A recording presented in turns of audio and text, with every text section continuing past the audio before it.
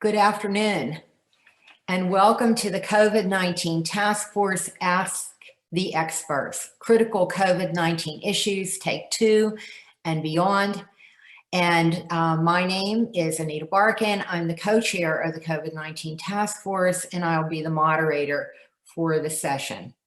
Thank you for joining us today. Next slide.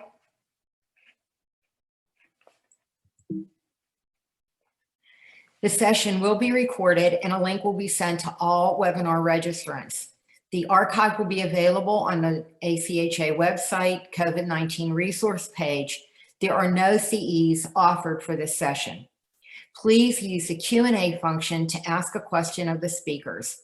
Please use the chat to share information and resources with each other.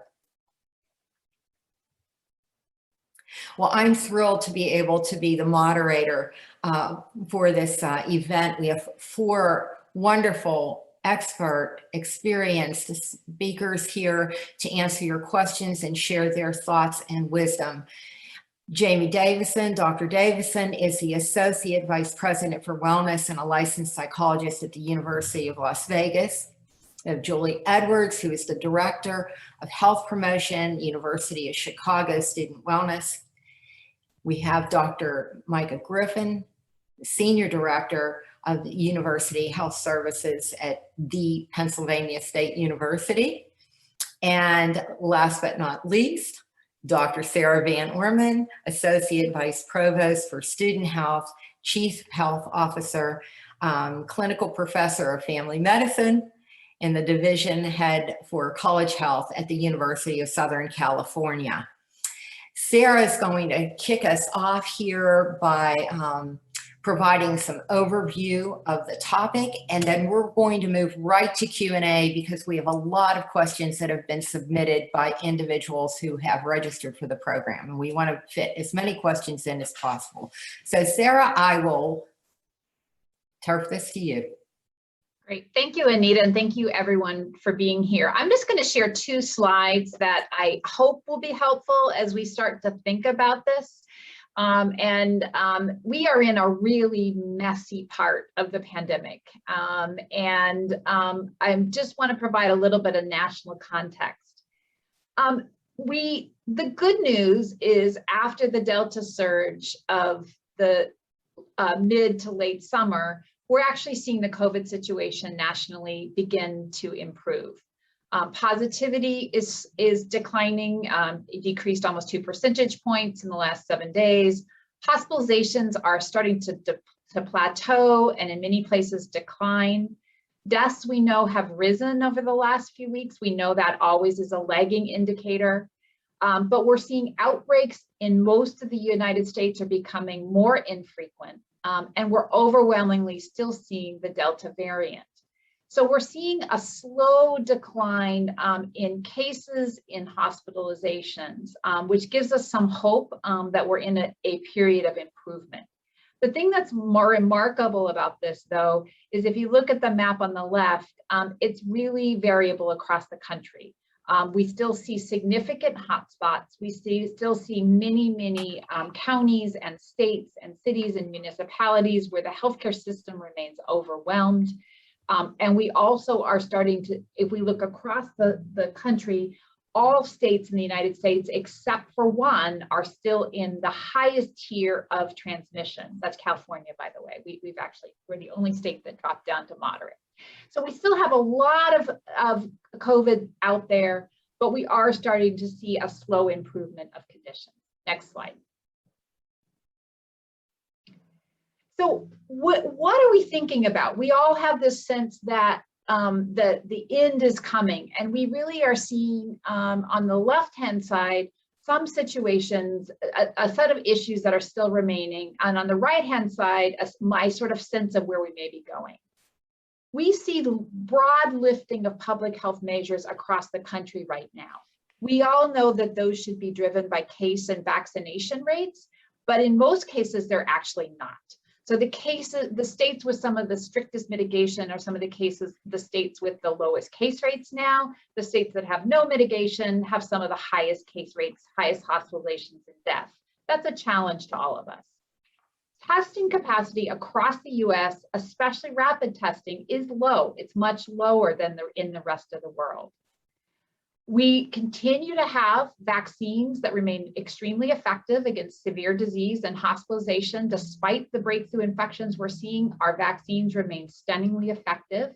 And the next week or two, we're going to have a lot of clarity coming from the FDA and the CDC and then our state and local health departments about who's going to need boosters, likely people over 65 and high-risk occupations.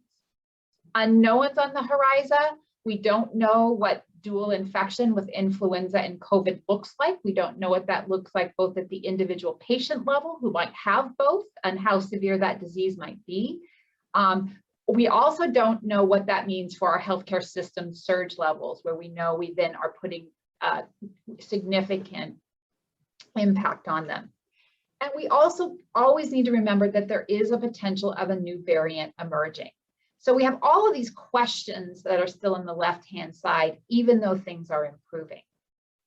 So what do we think as we're planning for our campuses? What do we think, and what are experts saying that we think the next, where we'll be over the next 6 to 9 months?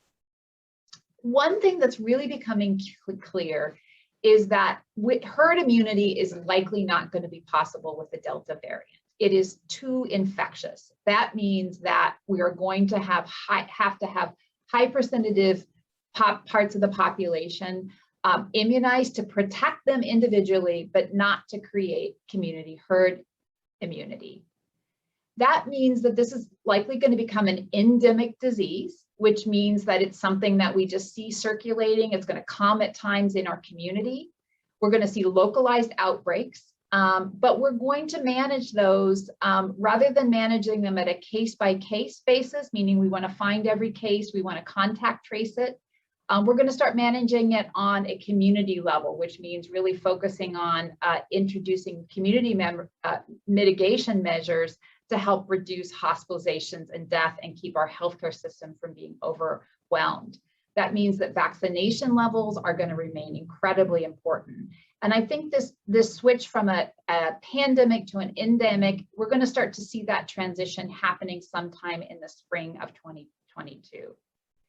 As I mentioned, we're going to need to protect against hospitalization and death and overwhelming our healthcare system through vaccination, and boosters will become important. So right now, between now and when it becomes endemic, many of us are really struggling with understanding how we lift public health measure, whether that be testing, masking, contact tracing, based on the data, meaning the case and the vaccination rates. And we'll talk, I know we have a lot of questions about that, and that's going to be our challenge, is to time that right, while recognizing that for many of our schools and many of our communities, those lifting of public health measures are actually not going to be driven by case and vaccination rates. They're being driven by other kinds of decision makers. So this is the messy part. I think 6 to 9 months ago, it was clearer what we all should be doing. And so what we hope to do today is to get to some of your questions about how do you navigate your university and your university leadership through these sort of messy parts of the pandemic. So I'm going to stop there and turn it over to Anita for our first set of questions. Oh, and this slide was not supposed to be included, but it's sort of a fun slide that shows you all the map of the transmission levels. So you can see red, we're all in high transmission except for California, yay!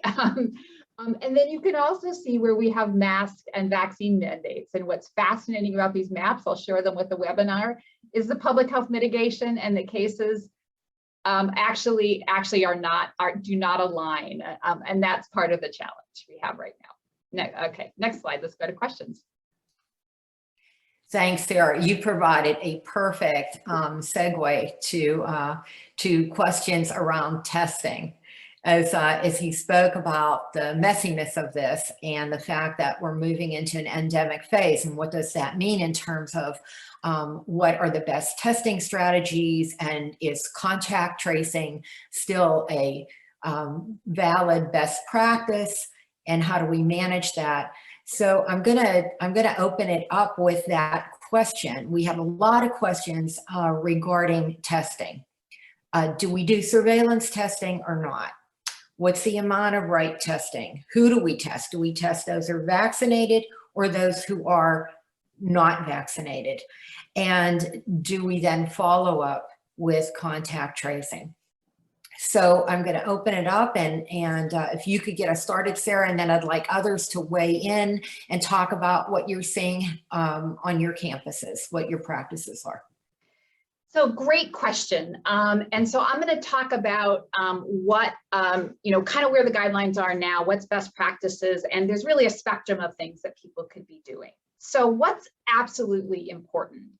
It is absolutely important that people who are symptomatic for any reason, even with low-level symptoms that could potentially be COVID-19, isolate and are tested. The more quickly they can be tested, the better, whether that's with a rapid antigen test or a PCR test. So testing for symptomatic individuals is critical. We've seen on our own campus that over 80% of our surveillance testing is in people who are symptomatic.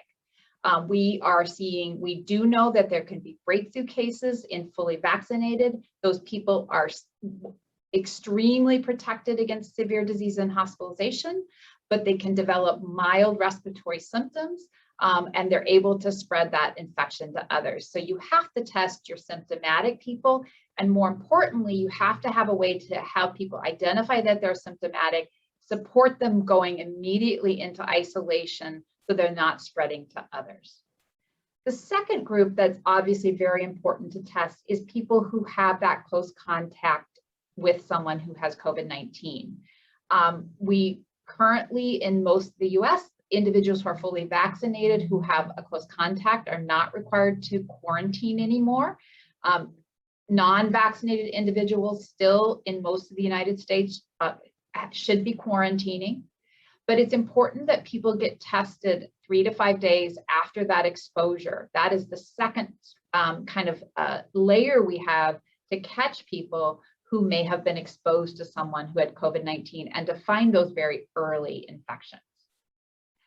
The third group that institutions can consider testing would be the unvaccinated. And there are guidelines from the CDC that talk about when should you be doing surveillance testing. These guidelines are really interesting because they were really put out in the pre-vaccine era, and there haven't been really great updated guidelines for testing in the fully vaccinated. But in the unvaccinated, as long as your community transmission remains moderate, substantial, or high, so that means anytime you've got significant community transmission, meaning anything other than low community transmission, routine testing of unvaccinated individuals, generally once a week, at least once a week with a PCR test, twice a week with an antigen test is recommended. The fourth group is where it gets really a lot more, there's a lot more questions, and that is, should you be testing the fully vaccinated individuals? And we do know that even on fully vaccinated campuses, we're seeing significant amounts of breakthrough infections. It is a strategy that campuses can consider doing to control if they have adequate resources to do so. Testing of the fully vaccinated allows you to find individuals who are minimally symptomatic, who are may not be recognizing their symptoms are associated with COVID, and getting those people into isolation. If you are implementing a surveillance program for the fully vaccinated, it is really important that you don't use that to replace symptom screening. And then it's also really important that you think about where your endpoints are. Generally, you could consider stopping a surveillance testing program, certainly when your community transmission starts to fall, certainly at the low level of community transmission, but even sooner when your community transmission has really decreased or you're on a steady decline in terms of your community transmission. So that's sort of the quick 4 buckets. The first two you absolutely should be doing. The third bucket, which is your unvaccinated, absolutely a strong recommendation. Your fourth bucket with your fully vaccinated, it's a great idea if you have the resources to do that, at least until you see low or declining rates of infections in your community. Anita, I'm going to stop there and see if my colleagues have anything to add. Thanks, Sarah. Anyone else want to weigh in on what's happening on your campus as far as testing? If you've stepped away, if you've stepped down, or if you've ramped up? I'd be happy to share, Anita. On our campus, we are actually doing 3 of the buckets that Sarah's already mentioned. So we have a symptomatic testing program. So individuals who have potential symptoms will receive testing. We have a mandatory surveillance testing program, and that is for all unvaccinated members of the university community. They're automatically enrolled in that program if they have not submitted their vaccination status into our system. And then lastly, we have a voluntary surveillance testing program for fully vaccinated members. And those would be available to members who will be in a university facility the majority of the time during the academic year. And so they can sign up voluntarily if they would like to participate in the program. Thanks, Julie. Anyone else want to weigh in there? Well, just out of sake of time, we're pretty much doing the same thing at Penn State that Julie just mentioned with the 3 different buckets. And that applies to both students and employees. And I think one thing unique about location of testing is that we encourage all symptomatic students to come be tested in our university health services, whereas asymptomatic students are being tested in different locations across campus. We did that just in the event that, students that present with symptoms, if it does result in a positive COVID test, they're able to be seen right there in the facility that day. And we actually converted several of our exam rooms to be negative pressure suites. So students test right in the box location in our student health services, and there's a separate stairwell, so they pretty much are avoiding all contact until they're transported to that negative pressure suite. So I think that's the one unique piece that I did want to add, but other than that, our testing strategy is pretty similar, I think, to most folks on this call, and definitely what Julie was mentioning and what they're doing in Chicago. What about contact tracing? Are folks still engaged in contact tracing? Yeah, definitely. It's a lot more difficult now, just because we do have, full classrooms, and some of our lecture halls seat up to, hope you're sitting down, 200 students. And I know in those that work in healthcare, that's very scary to hear that you have 200 students that you might potentially have to contact trace on. But we are still doing that. But like I said, it is, presenting a lot more challenges, just because you can't expect, our staff, even with capacity issues, to be able to successfully trace, a classroom of 200. So it is presenting unique challenges, but we are trying to pivot and address those as best as possible, especially working with our colleagues on the academic affairs side. Great, thanks. We're going to switch up now to a little different topic and look at health, the mental health of our students. And Jamie, could you kick us off with a little overview of what you see happening in the counseling center arena, and what kind of the top concerns are and how that's being managed?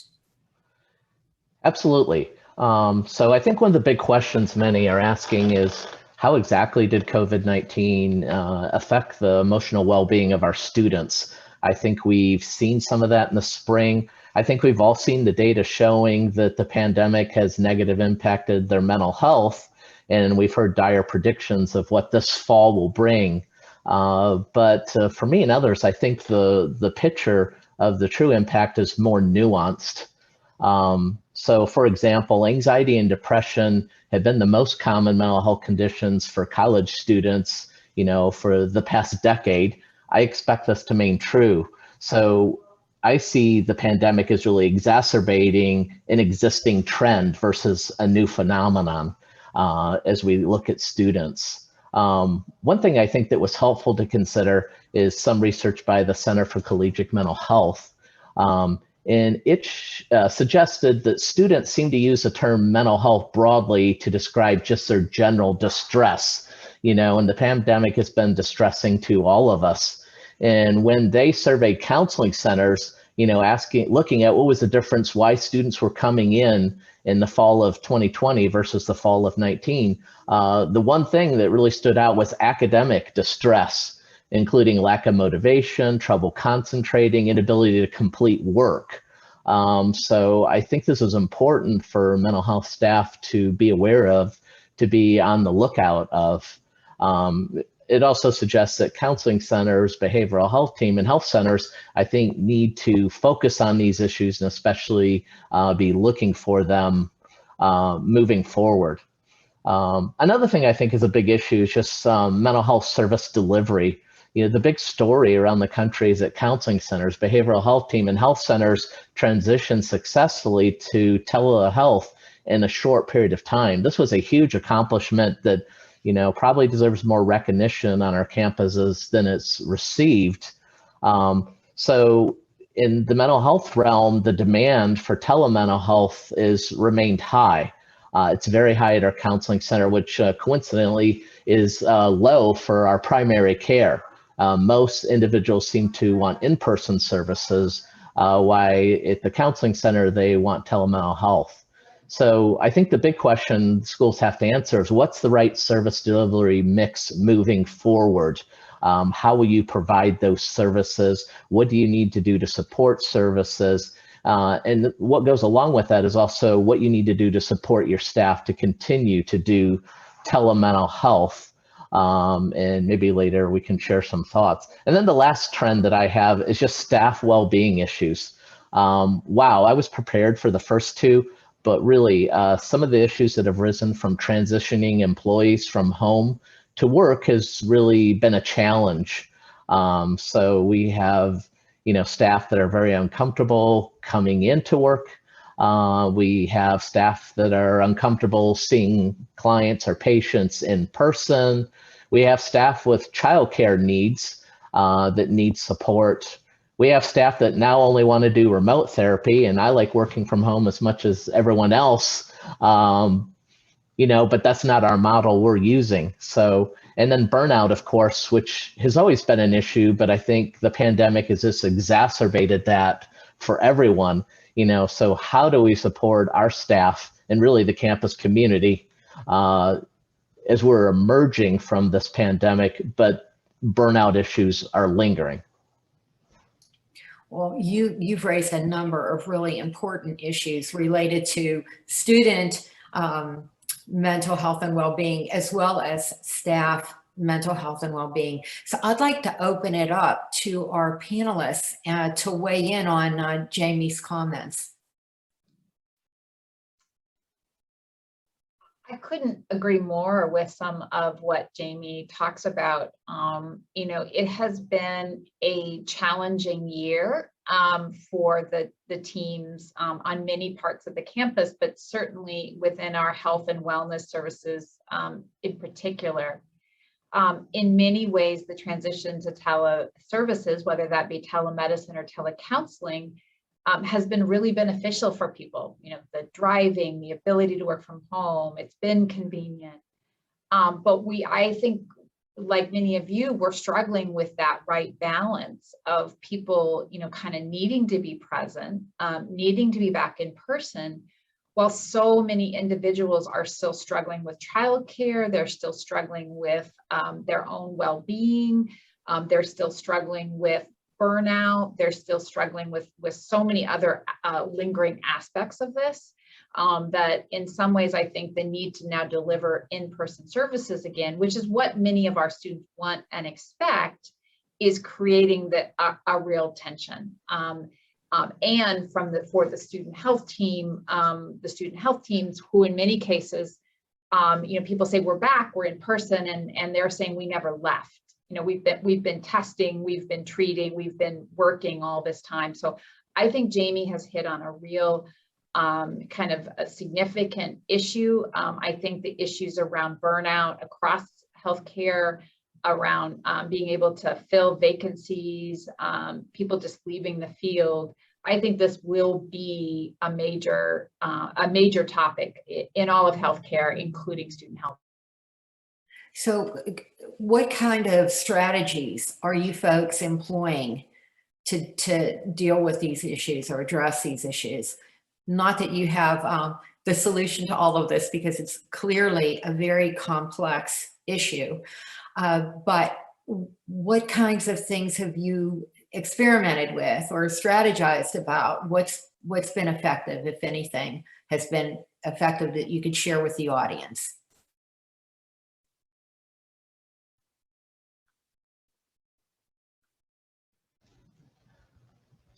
I can share some of the things that we have done.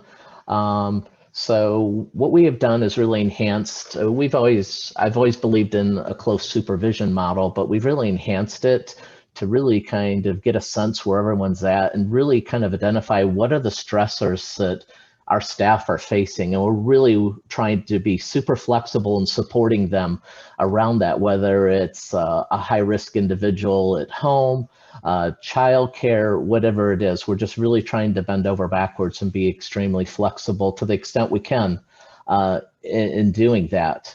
In some cases, we've just had to draw the line saying that, you know, the job is providing in-person care, and we can try and work out where you maybe can have a couple days at home, but the majority of your work is going to be done providing in-person care. But I think it's also important to provide support for that. So at one of our monthly all-staff meetings, we kind of did a COVID update, and we really focused on dispelling myths. And I think we've all learned that just because you're a healthcare provider doesn't mean that you can't be victim of some of the misinformation that's going around. And I have non-healthcare providing unit offices that report to me too. We've tried to normalize the stress everyone's feeling. We've reiterated campus resources. We discussed stress management techniques. And I think a big one is encourage mutual support of staff of each other, because it just seems like everyone's fuse is just shorter. You know, if pre-pandemic, most people were walking around like on a level 3 of kind of stress and anxiety, I feel like many people now are like a 6. So it doesn't take a whole lot to get overreactions or anger or those type things. So really trying to be supportive with each other. And I would like to just piggyback off of what Jamie said and Sarah said earlier, because we've seen the same on our campus. Our health staff have been in the office and on campus this entire time. And so I think sometimes it can be viewed as a possible equity issue and some disparities within the work being done because others have had flexibility to work from home. And we've had many staff who are now transitioning back onto campus that are concerned about their own safety, the safety of those whom they live with. And so those have been a lot of concerns that have come up. What we've done is we have a phenomenal epidemiologist within the University of Chicago Medical Center, Emily Landon, who we've had come and speak to our staff multiple times throughout this pandemic and just talking about where COVID is, the mitigation strategies that the university is taking, and the ways in which we're trying to reduce as much as possible the exposure to individuals. And I do think that that has helped allay some of the fears of folks as they transition back to campus. And just continuing to try and keep that dialogue open is very important. And as Jamie mentioned, I agree. I think sometimes people are at that level 6 or even higher. And so I would encourage all of us to have grace with one another. I try to do it within our teams and just understand that while someone might react in a certain way, we don't necessarily know what's going on beneath the surface of what we might see in the office. And so understanding that the pandemic and just personal situations can impact us in a variety of ways, and trying to be understanding and recognize that and provide support for one another as well can be extremely beneficial. I think you raised a couple of issues here. One is the importance of communication, and the other is listening to your staff, hearing what the concerns are, what their beliefs are, and then addressing that in some manner. What we're seeing and the feedback that we're getting from members is that, and some of the questions have reflected that people don't feel like they're being heard, and that there's mixed messaging coming across from campus leaders. So what strategies would be helpful to getting campus administration to engage and listen not only to the student health staff, but then to also provide consistent and regular communication to the campus at large? Micah, you're up in the administrative ranks of a very large university, so I'm gonna shift to you on this one. If you Yeah, can definitely. start So the conversation. that's a difficult question. As you can imagine, I'm pretty sure we all have been kind of faced with those challenges with just even just the climate with, you know, how our federal government and even the CDC messaging and just overall how we receive messages about COVID and how it just changes so quickly. Even now, you know, what we're learning about booster shots and recommendations that are coming. So I think it's an interesting space that we're in right now as administrators, having to navigate this while still adhering to, you know, best guidance, also ensuring how that aligns with campus policy, and then also still providing, you know, what I think Sarah mentioned, students are expecting this in-person experience that we have sold to them, you know, all summer when they're returning. So it's a lot of different nuances I think we're navigating in this space. One thing I think is important and what we're doing here at Penn State is we have what we call a COCC, which is our COVID Operations Control Center. Is that 2 C's? Yeah, I got that right. So we have a COCC. That's essentially the task force that is made up of several different individuals across campus, from academic affairs to researchers, to staff members in our university health services. CAPS is represented on there. So it's an interdepartmental group, and this group not only makes recommendations, but it will also share guidance and best practices about what's happening. And I think initially when I first got in this role, representatives from our university health services were on this task force, but they were more so making recommendations versus helping guide the decisions that were being made. And I think that started with just some of the size issues of our student health center, how large it is, and just different silos that exist across campus. But one thing that we pivoted towards was we created an internal task force within our student health center. So there was this larger group that was represented on campus that made the decisions and was engaged with our president and our board of trustees. But then we had this internal group that we created where we made recommendations and discussed internal policy in UHS. So that way, when there was representatives from our health center present on this task force, it was a decision that was came upon internally in student health and then translated to this larger group.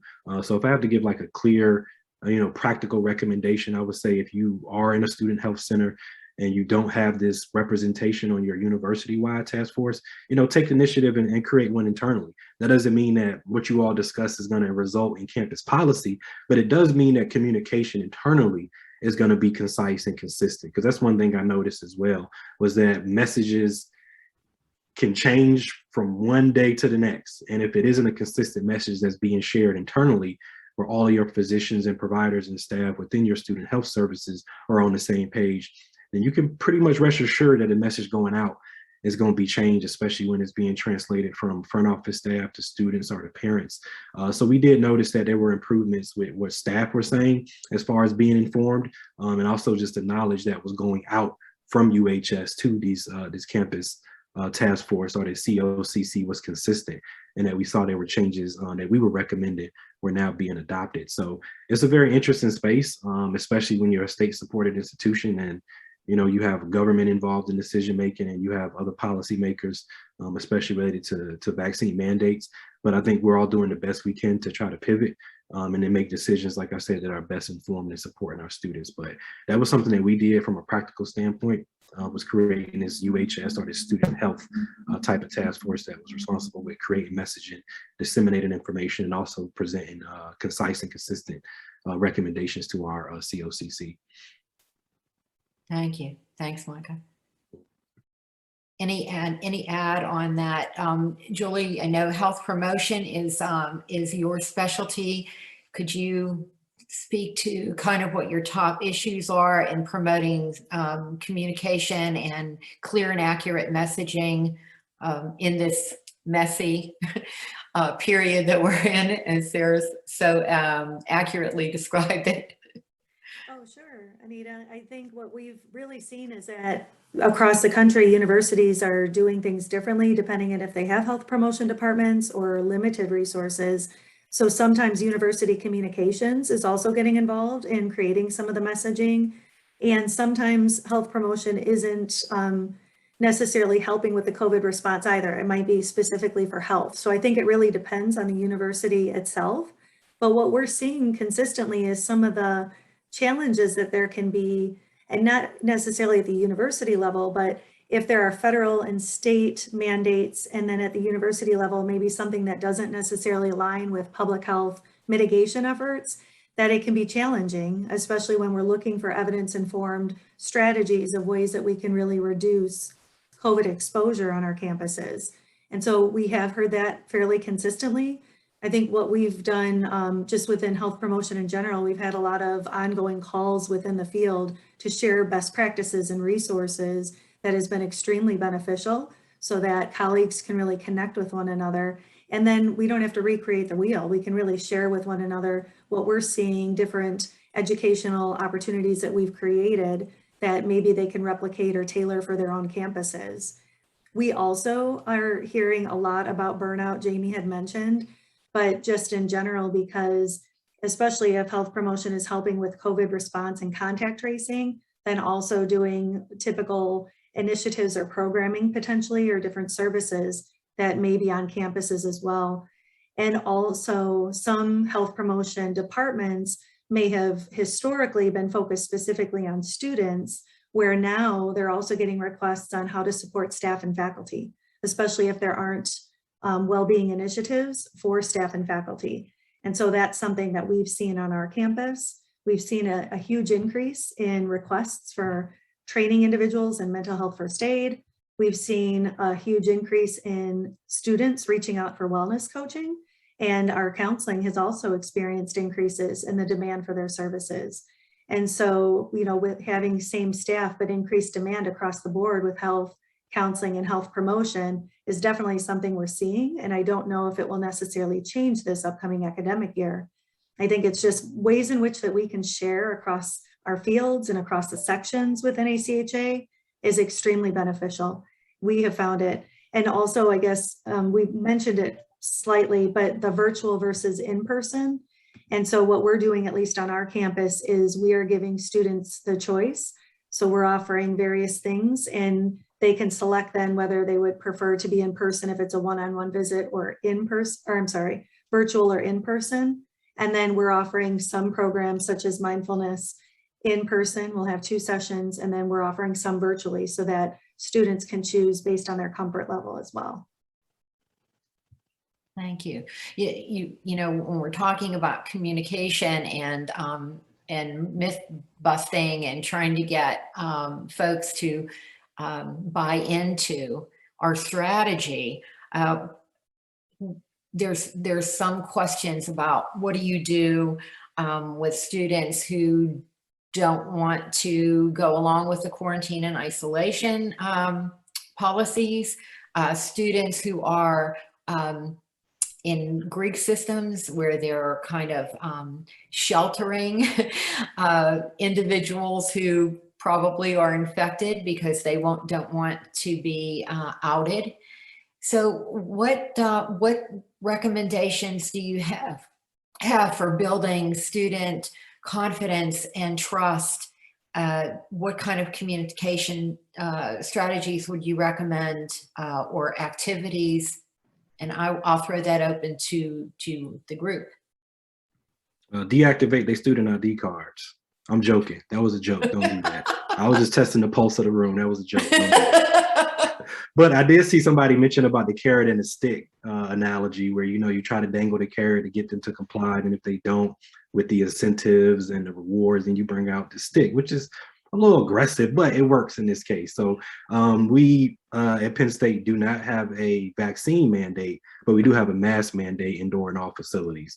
So we haven't had surprisingly, we haven't had a lot of issues with students being compliant with wearing masks. It does present challenges outside, of course, when students are in groups with, as we know, transmission does decrease when you're outside, but there is still a potential. But indoor facilities, we do have a mask mandate. And for the most part, students are compliant because they realize they don't want to end up in quarantine and isolation, and they don't want to go back to shutting everything down, which is kind of the approach that we came from, was that if you want to return to state and stay here, these are the things we have to do as a group. And one thing I will say, we found a lot of success with collaborating with student groups. So like you mentioned, the Greek organizations, our UPUA, which is our undergraduate association, also some of our caucuses. So we were encouraging vaccine adherence and students getting vaccinated. As you all know, a lot of students from marginalized communities or underserved communities had vaccine hesitancy. So we didn't see a lot of students from some of these groups initially wanting to be vaccinated. So those were some of the first groups that we engaged with: our Black caucus, our Latino caucus, our LGBTQ and diverse groups on campus. We engage with them as partners, and we put them in the front facing of some of our outreach initiatives. So instead of me, getting on social media, even though I have this nice, smooth, kind of sultry, quiet storm, kind of voice, students don't always want to hear from us. So we put students as front facing. We had them on our campaigns. We had them doing the Instagram lives. We made them a part of what we were doing with vaccine rollouts. And we saw that be very successful with some of our Greek organizations on campus, where you were just as much of an advocate and ally as me as the healthcare professional. It's almost like the see something, say something type of culture that we try to create on our campuses, where we're all in this together. And it wasn't an overnight success. It was something that, if you're considering doing, you definitely have to invest time, effort, and energy in building these relationships. But when we started this last spring, we saw it evolve over summer to now we're regularly meeting with these groups, and they're regularly sharing information online and in social media. So now they become partners in this, and it's not just us as staff members telling you to do something. It's you and your peers that are doing this as well. So now you, without the mask, you're looking like the outlier because everybody else is complying and wearing it.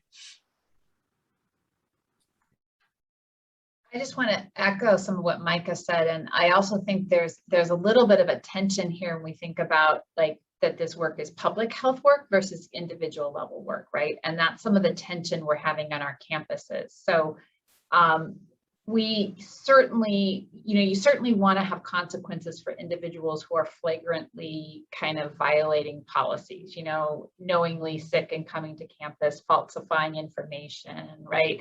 So it's really important that there's a, your normal kind of student judicial process kicks in with someone who is really violating your public health rules in a way that's putting people at risk.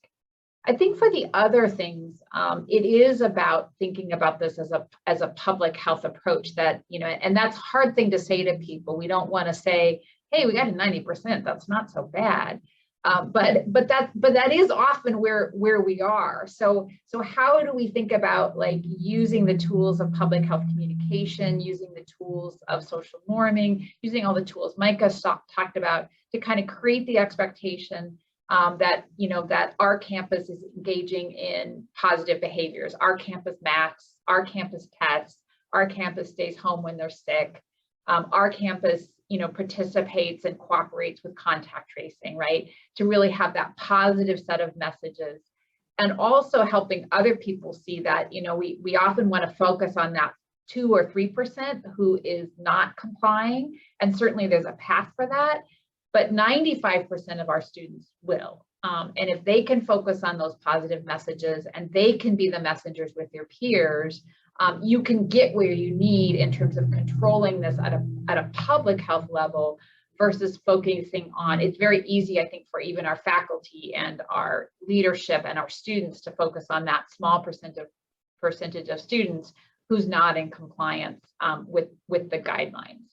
So that's hard to do though, right? Because people want to focus on the individual, but that's the way I would look at it. And I think particularly for campuses that may not, the other thing I would say is that as much as you can create structural blocks for people that don't cause confrontation, that's better too. So if you could just block a registration or block an access, right? So if they aren't complying with the vaccine policy or a testing policy, to not make it a personal thing, but rather something just happens to them, it's automated, and then that can be backed down. So it is hard. It's a tension. I think this requires a lot of communication effort, and then kind of helping leadership and students understand that, with 90%, we can actually have a lot of success. So when we're talking to students about what it will take to get to a certain point, there's a question that's come up from the audience here regarding what metric you use to say that we no longer have to mask indoors. Is it dangerous to go out there and put a stake in the ground, given how fluid this pandemic has been? Or does it motivate people better, or do they end up being disappointed if it doesn't happen? What would your advice be? Well, I'll say that we've avoided citing metrics because really it's been determined by the health district and our governor on what the standards are. So we're essentially trying to reinforce that. And as Sarah said, really trying to do positive norming and really focusing on the huge compliance with our efforts that are there. I'm maybe unusual that I also oversee student conduct as part of the departments I oversee. And we all were expecting a huge inflow of students who refused to cooperate. And that really has not been the case, you know, at my institution at all. And it's really been a handful of individuals, you know, primarily that seemed more interested in getting publicity, to be honest, than, you know, a true statement or reluctance. And a little bit of education has gone a long way with those, you know, that, or remove them to remote services and stuff. So we've avoided setting a metric, though, to answer that question, just because we know things are changing rapidly, and we're just trying to pass along what has been determined for campus and focus on positive metrics, the ones that we're really exceeding, like vaccination rates and those type things. Great. Anyone else want to weigh in on that? I would just say part of that is also just encouraging everyone that we're taking care of our entire campus community by following these mitigation strategies. And that's why they're in place, so that we can keep everyone safe. And that has helped us. Our positivity rates have been extremely low, under 1% on our campus this entire pandemic. And, you know, I think it's a lot to do with just our culture on our campus and people wanting to take care of each other, and also limiting density during the high spikes, so that we were trying to make sure that we weren't bringing folks on campus if they didn't necessarily have to be on campus. And so just recognizing, you know, trying to create this culture of care and the way in which we build, you know, taking care of one another by utilizing and really adhering to these strategies is helpful. Right. So we've been talking about, you know, how to build empathy and a culture of empathy, a culture of community, doing it for the community good. And I'm looking at you, and I know that you are all working very hard in this field and have been for over a year now. So tell us a little bit how you maintain your own balance and stay refreshed, and how you do that, given that you are also responsible for keeping your staff refreshed. Any tips you want to share there? I just binge watch a lot of TV. Like, I wouldn't suggest you do that, but I mean, that works for me. I found I like reality shows, mostly of the housewives genre a little bit. I'm on Salt Lake City right now. And it's just, I mean, it's just a way to decompress and to disconnect. I mean, you can't, you know, because we have Zoom and Teams and Google Hangout and instant message and email. I mean, you're inundated with just information. Even if you turn on your out of office, you know, notification, you risk coming back to your office with 1,000 emails. So it's like, you might as well answer them.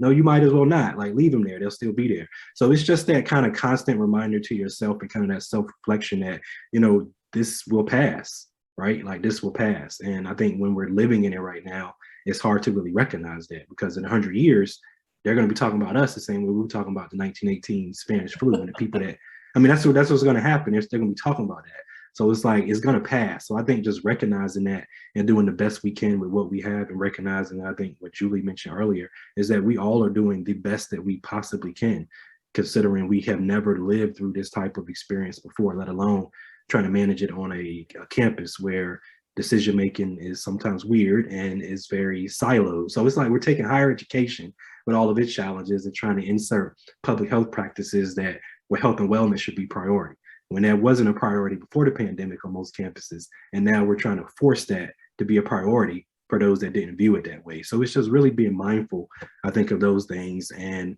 having a subscription to Hulu and Netflix works. It really does. Works for me anyway. I like your adding the sense, your sense of humor. Mike. Yeah, I you think got that's to. part of what You got to keep that levity. You have to to. maintain your own have sense to. of well-being and probably others. I want to echo what Micah said, and we have a line we use where I was like, well, we'll get it right on the next pandemic, this is our first pandemic, and I do think we have to go into this with a state of grace for each other, for our campus, for our community. This is exceptional time, right? And people are doing the best that they can. And we want to convey that attitude to our staff and to our community. At the same time, I think we've had an exceptional, and part of what I tried to do, I was like, I'm never going to get to have a pandemic again. So I'm trying to but I think we have done an exceptional job in higher education, really, leading the way in terms of vaccine mandates, leading the way in terms of how do we do messaging on this? How do we do case control and contact tracing? So I think as a field, higher ed was one of the most high risk spots for this, right? What is a higher risk location than our colleges and universities nationally? And as a field, the response has been exceptional, in terms of our ability to both keep our students safe, but keep our faculty staff safe, and more importantly, understand that spread in colleges and universities impacts the surrounding community and may disproportionately impact communities around those universities. And I think as a field, we've been able to do that. So I think also, the ability to take a moment with your team and yourself and your colleagues and step back and understanding what you're doing and putting it in a historical and a community and a social justice context really helps in terms of understanding why are we working so hard at this. And I think we can get joy from that, and we could get pleasure from that, and we can understand this may not come again. And we should all feel really proud of the work that we've done during this period of time. And I would just add to that, Sarah, as far as celebrating successes, because sometimes I think we can be so critical of ourselves. So being able to take that step back, like you mentioned, and recognize this has been tough work, and we've been able to get through it together. Every single person on our campuses have contributed in a meaningful way. And so to be able to recognize them for that, I think is extremely beneficial. And I'll just share one way I take care of myself is actually just creating a schedule. When we went to virtual work for quite some time, I had to readjust my schedule. And now that I'm back to commuting about 40 miles one way to campus, I'm back into my podcasts and, just really trying to engage in that way. So I have some debrief time before I get home so that I can spend it with my loved ones. I was just going to add, we're all role models, so I think it's really important to be transparent. And I've tried to be more transparent sometimes than I'm comfortable with, just to make sure staff understand how I'm trying to take care of myself, that I'm taking time off, actually making myself take time off and letting everyone know. So as I walk by the front desk or see staff or whatever, I say, I'll be off this Friday, because I just need a day off to take care of myself, or I need a mental health day, those type things. And just, we had one of our staff meetings where we talked about how we cope, and just the different ways that people do it is just super interesting to get the ideas and share. And my staff like to make fun of me because I like to work out in the morning. I go in early, like at 7, but I'll cut through the health center because our building has a rec center. We're together with them, and I'm always in my shorts and t-shirt, and they like to make fun of me going through. But it reiterates my point. One of my primary ways of coping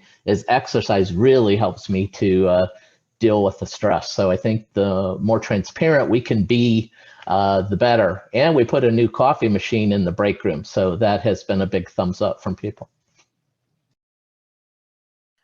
Well, those are some great tips. And I think the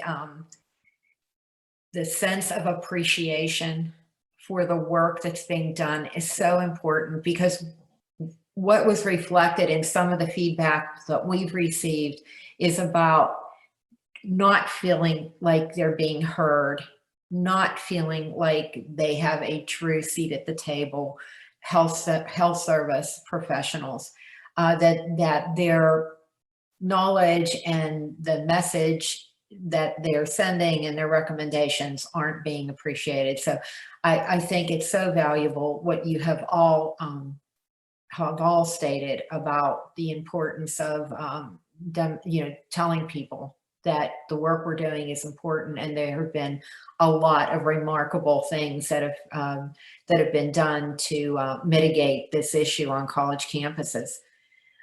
We are close to the 4 o'clock hour, so I have one more quick thing that I'd like to have each one of you do, and that is give us a key message.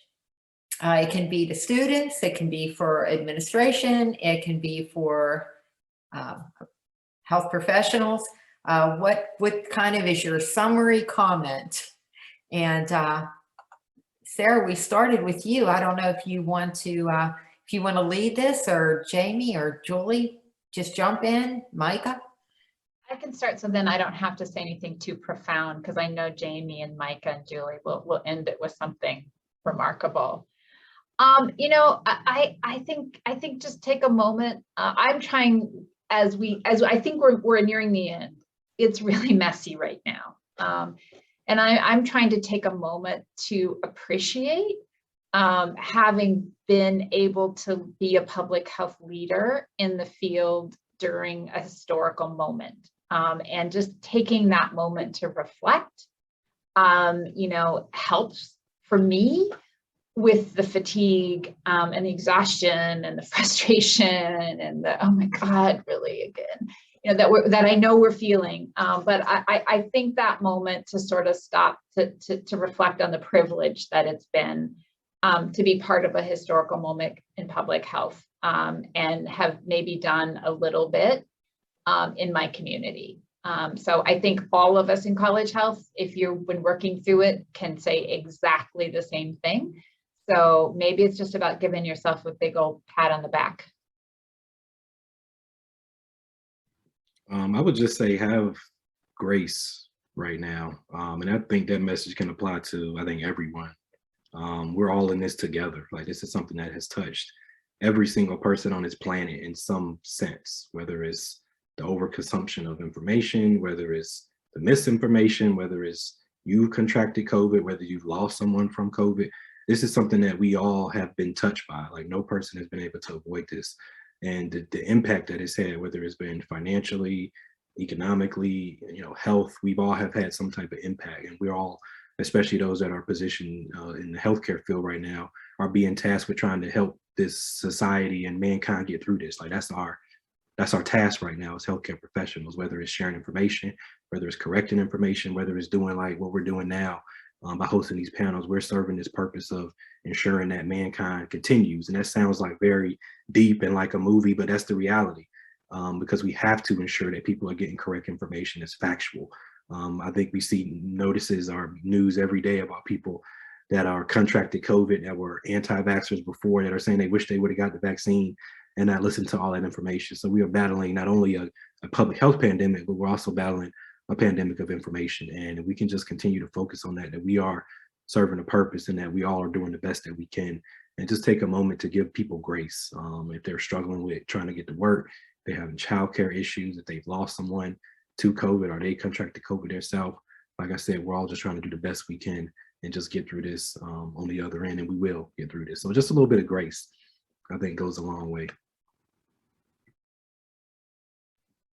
I would say any way that we are able to communicate more with one another. I think if anything, this pandemic has showed the very crucial component of collaboration on our campuses and breaking down the silos that exist, and to understand that the well-being of our campus communities is the role of every single person on our campus. And so just being able to recognize that and continue it as we really move into the future, post-pandemic, hopefully, or just new ways in which we are able to support one another. But collaboration is key, and continual communication. And I'll be quick, because really I think we all were thinking the same way, because I was going to say it's really important when we experience trauma to make a meaning out of it. So anything we can do to help our staff, our campus, make meaning out of this experience, I think is really important and can have huge impacts, on our emotional well-being. So it's important to put a lot of energy and time towards that. Thank you all. This has been a terrific session. I have enjoyed listening to your thoughts and your recommendations and your sound advice. I want to thank the audience for attending and send out a gentle reminder that ACHA has sent each member a brief survey in an effort to better understand how campuses are managing and what the organization can do to help.